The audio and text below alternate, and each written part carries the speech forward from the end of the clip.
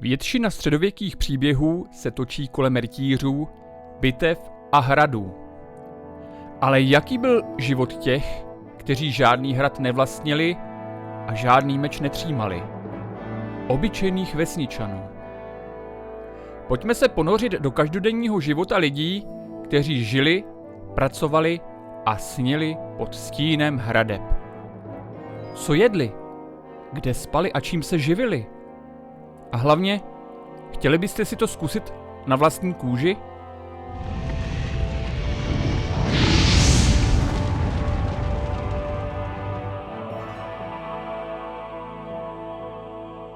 Středověká vesnice nebyla jen idylická pohádka. Pár hliněných domků, 1 nebo 2 studny, kaplička, rybník a možná někdy kovárna. To bylo celé. Ale tahle malá komunita byla samostatným organismem, kde každý měl své místo. Domy byly jednoduché, dřevěný rám, stěny vymazané hlínou, střecha z došků a podlaha udupaná hlína. Okenice místo skel a zima, která zalézala až do kostí. Dům byl zároveň kuchyně, ložnice i stáj. Ano, v jednom prostoru spali lidé i dobytek. A to ne z lásky ke zvířatům, ale kvůli teplu a přežití zimy. V rohu stála pec, srdce domácnosti. U ní se vařilo, pekl se chléb a v zimě se u ní tísnila celá rodina. Vesnice žila rytmem přírody. Ráno zvon, práce na poli a večer modlitba. Večery byly bez elektřiny, byly tiché, temné a často krátké. Po těžké dřině si nikdo nečetl do noci. A přesto byl tento svět plný života, spolupráce a pospolitosti. Nikdo nebyl sám a každý byl závislý na druhých.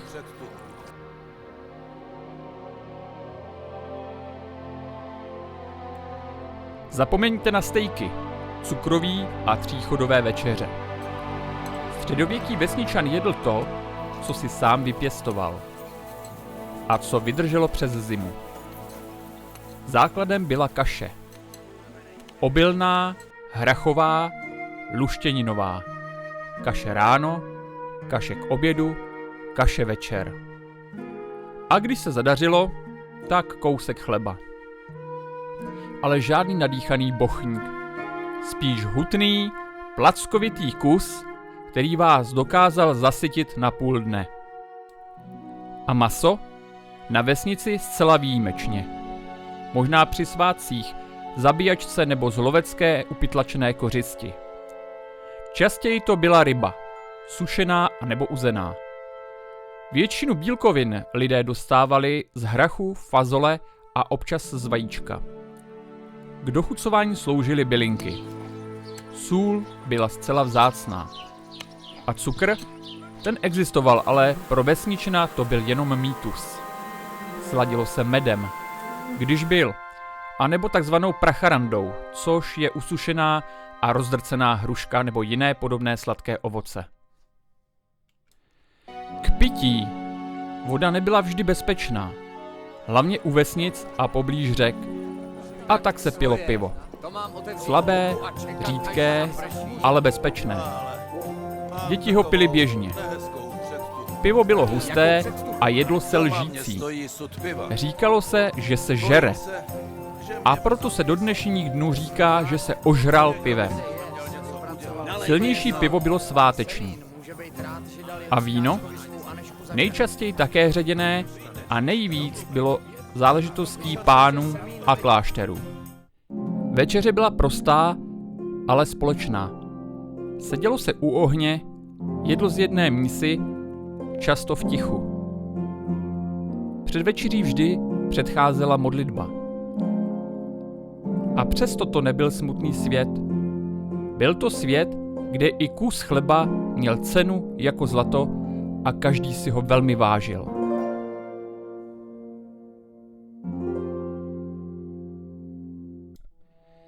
Středověký vesničan se nenudil. Většina jeho dne se točila kolem práce a ta nikdy nekončila. Nešlo o kariéru, ale šlo o přežití. Základní obživou bylo zemědělství. Každý měl svůj pruh pole.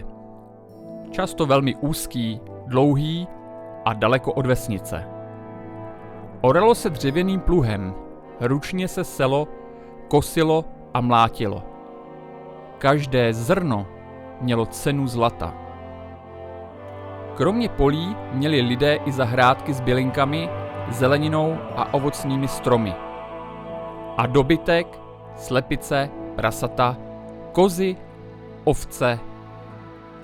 Mléko, vejce, maso, to všechno bylo výsledkem každodenní péče. A přes zimu tam rozhodovalo, jak dobře jste se v létě připravili na to, abyste zimu přežili. Sušilo se, nakládalo, solilo a hlavně se modlilo, aby vše vydrželo. A jaro přišlo co nejdřív. Ale ne každý byl rolník. Vesnice měla i řemeslníky. Kováře, tesaře, hrnčíře, mlynáře. Kovář byl klíčový, bez něj by nebyl pluh, podkovy ani hřebíky. A pak tu byl také mlynář. Zatímco ostatní dřeli, on měl pověst vychytralce, protože bral část mouky jako platbu a lidé si šeptali, že si bere víc, než má. Ženy pracovaly stejně tvrdě jako muži. Pečovali o domácnost, tkali plátno, nosili vodu a sbírali dřevo. A když bylo třeba, šli i na pole. A děti? Od malička pomáhali. Už 5letý kluk hlídal husy, holčičky sbírali dříví a škola pro ně byl úplný luxus, ne nutnost jako dnes. A dovolit si mohli jen bohatí. Práce byla dřina, ale i rytmus života. A přesto si lidé našli čas na sousedskou výpomoc, na písničku při práci nebo vyprávění u ohně, protože žít znamenalo přežít, ale ne bez radosti. A sousedé si museli pomáhat, protože jedinec měl mnohem nižší šanci na přežití než celý kolektiv.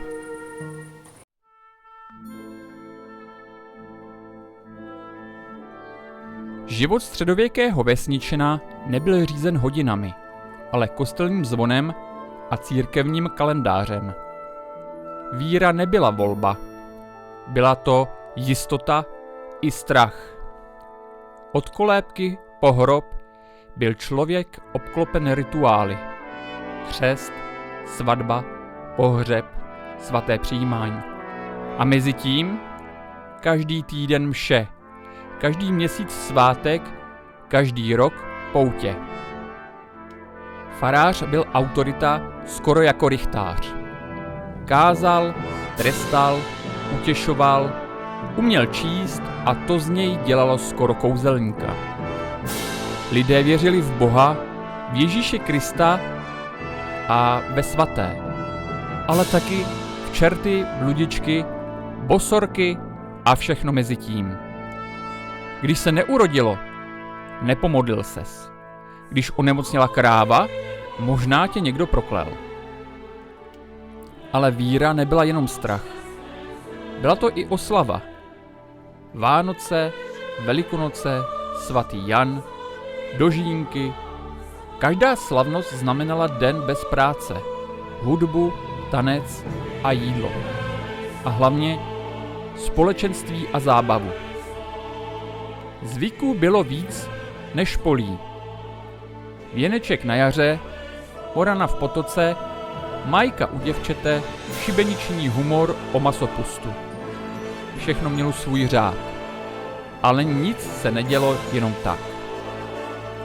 Víra vesničana byla jednoduchá, ale hluboká. Bůh byl ve zvonu, v bouřce i ve vlnícím se stéblu trávy. A život se žil svědomím, že vše má svůj smysl.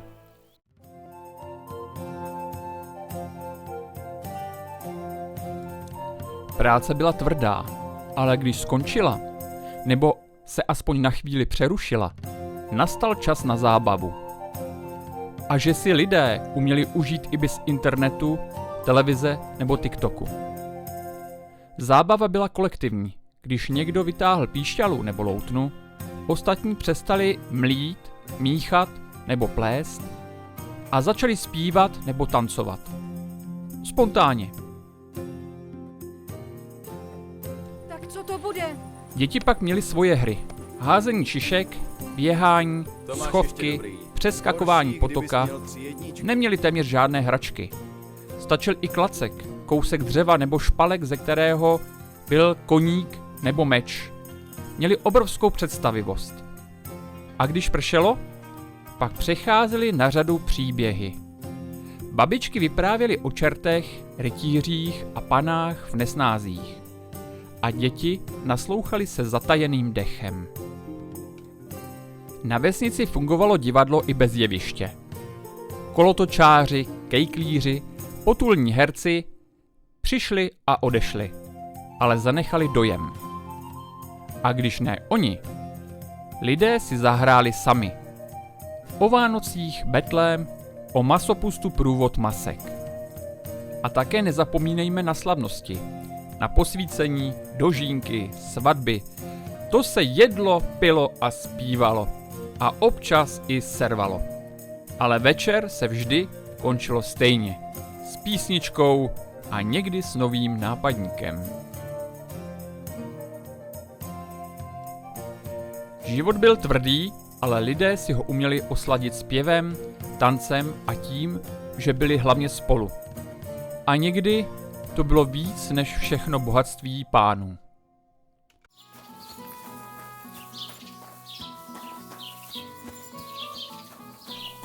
Středověká vesnice nebyla jen místo. Byla to komunita. Uzavřená, propojená, velice často příbuzná a někdy taky trochu drbárna, protože v podstatě každý znal každého a věděl o všech všechno. Soužití nebylo vždycky jednoduché, ale fungovalo. Proč? Protože prostě muselo. Když tě potkala smůla, pomohl soused. Když se ti rozbilo kolo, půjčil ti ho kovář. Ale taky tě každý hned soudil, když si udělal krok vedle. Na vesnici vládla autorita, rychtář. Ne volený politik, ale jakýsi šéf vedoucí vesnice. Urovnával spory, vedl záznamy, vybíral pokuty a taky občas soudil a odsuzoval na pranýř.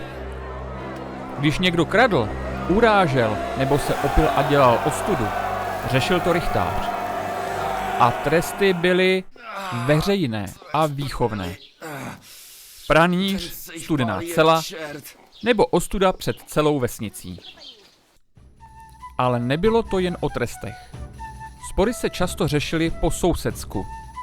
Když kráva pošlapala zelí, dohodlo se odškodnění. Když někdo mlel u cizího mlynáře, byla to urážka. I tak důležité bylo zachraňovat tvář a čest rodu. Vesnice fungovala jako živý organismus.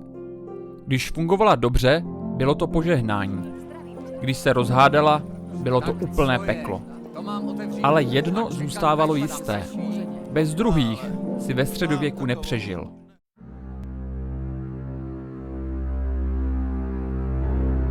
Středověká vesnice nebyla jen místo radosti, zpěvu a dožínek.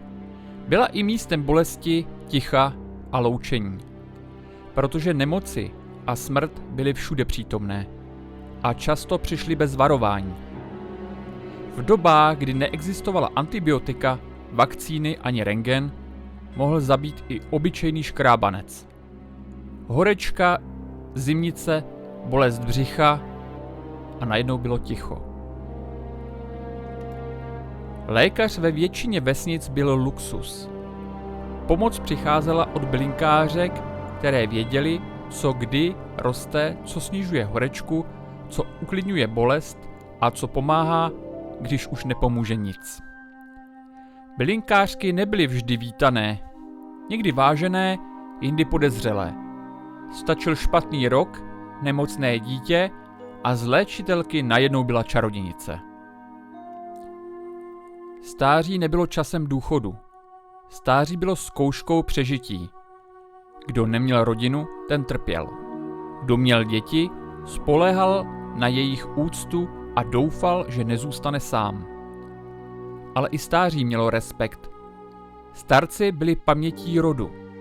Vyprávěli, varovali, předávali zkušenosti. I když je někdy už nikdo neposlouchal.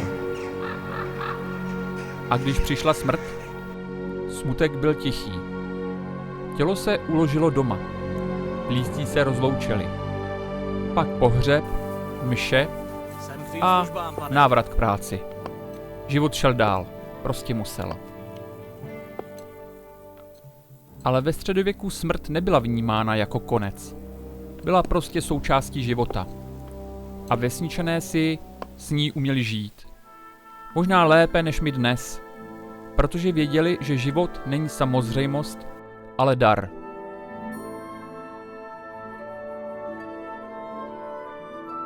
Středověký vesničan žil s Bohem. Ne v teoretickém smyslu, ale doslova. Každý den, každou hodinu, každým rozhodnutím a každým okamžikem. Víra nebyla volba. Byla to jistota i strach.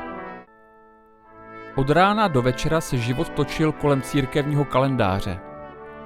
Nebudete věřit, ale svátku bylo víc než pracovních dní a každý měl svůj rituál. Farní kostel byl srdcem vesnice. Někdy stál v centru, jindy za vsí na kopci, ale vždy byl vidět a slyšet. Leckdy poskytoval i ochranu v případě, že vesnici někdo napadl. Nedělní mše byla povinnost. Kdo chyběl, vzbudil podezření nebo drby. Kněz byl víc než duchovní. Byl učitel, zapisovatel, soudce, morální autorita. A občas i zdrojem strachu. Protože peklo to bylo vážná věc a kněží chtěli ve středověku urvat co nejvíce své moci a tak velice často strašili. Ale víra nebyla jen o strachu. Byla i o naději. Především o naději. Svátky byly vítané nejen kvůli modlitbě, ale hlavně kvůli odpočinku a oslavám.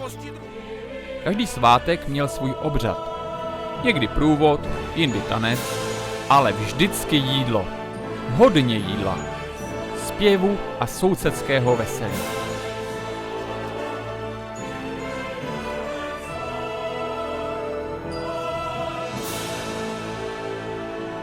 Zvláštní úctu měl každý svatý. Každý měl svého patrona. Někdo svatého Václava, jiný svatého Marka, sedláci třeba například svatého Izidora. A když přišla bouře nebo sucho, vyrazilo se na procesí, protože i Boha bylo potřeba přesvědčit. Víra ve středověku nebyla jen o Bohu, byla především hlavně o řádu a o jistotě. A hlavně o naději, že život má nějaký smysl a i to utrpení, že má nějaký smysl. I když byl život těžký a že když přijde konec, není to konec úplný.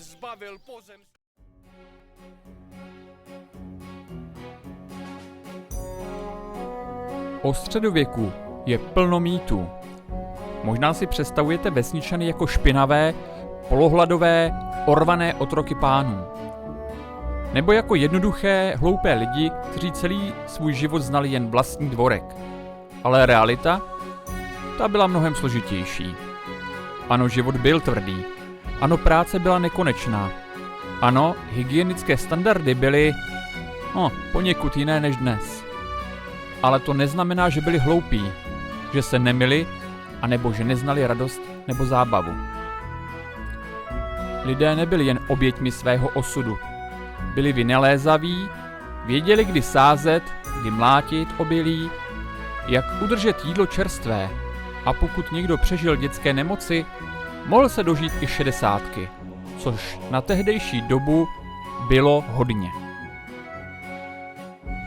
A pokud si myslíte, že vesničané byli jen nevzdělaní poddaní, Zkuste si týden žít jejich život.